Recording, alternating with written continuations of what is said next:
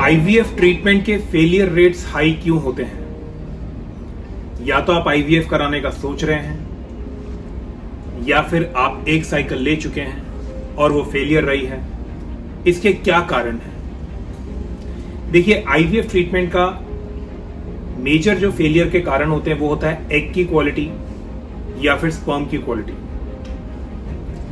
ज्यादातर अगर फीमेल्स में प्रॉब्लम है तो वो एग की क्वालिटी की प्रॉब्लम रहती है, और जो अंडे की क्वालिटी होती है किसी भी लेडी में वो उसके हार्मोन्स का बैलेंस कितना है उससे डिटरमाइन होती है। तो अगर आपकी बॉडी में पीसीओएस की कंडीशन चली आ रही है या और कोई एस्ट्रोजन प्रोजेस्टेरोन हार्मोन का इंबैलेंस है तो उसकी वजह से जो एग की क्वालिटी है वो डिटेरियोरेट हो जाती है। अब प्रॉब्लम क्या है कि अगर एग जो है अगर उसकी क्वालिटी सही नहीं है तो उसे आप लैब में भी इन टेस्ट ट्यूब भी आप फ्यूज करेंगे और उसको आप एम्ब्रियो बनाएंगे, बेबी बनाएंगे, तो वो सक्सेसफुल नहीं हो पाएगा।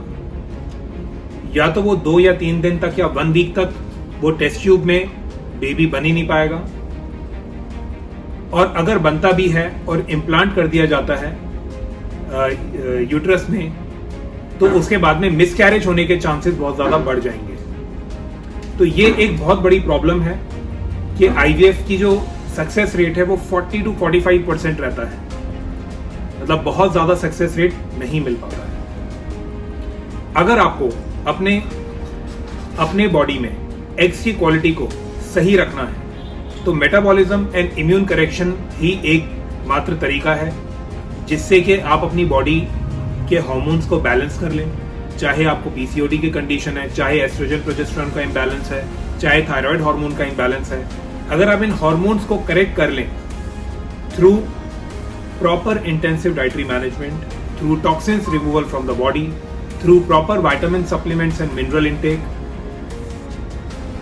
थ्रू फर्टिलिटी में क्या क्या मिनरल्स चाहिए होते हैं, क्या क्या विटामिन चाहिए होते हैं, अगर आप इन सबको बैलेंस कर लें तो आपके हार्मोन्स ठीक हो जाते हैं और उससे आपकी एग की क्वालिटी बहुत एनहांस हो जाती है। और जब एग की क्वालिटी इंप्रूव हो जाती है तो फिर आपको नेचुरल प्रेगनेंसी भी हो सकती है, और ज्यादातर हार्मोनल इंबैलेंस के केसेस में आईवीएफ की जरूरत भी नहीं पड़ती है। आईवीएफ एक बहुत कॉस्टली ट्रीटमेंट है और उसमें जो है एक मेंटल ट्रॉमा भी रहता है क्योंकि आपको नहीं पता कि ये साइकिल सक्सेसफुल होगी नहीं होगी।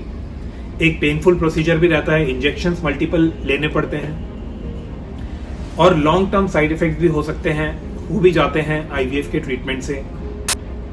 और सबसे इंपॉर्टेंट बात है कि सक्सेस रेट भी बहुत कम है, 50% भी नहीं है। लेकिन अगर आप अपनी बॉडी के हार्मोन्स को करेक्ट कर लेते हैं और अगर आप अपनी बॉडी के इम्यून सिस्टम को करेक्ट कर लेते हैं, इन्फ्लेमेशन को कम कर लेते हैं, तो आपकी एग की क्वालिटी बहुत एनहांस हो जाती है।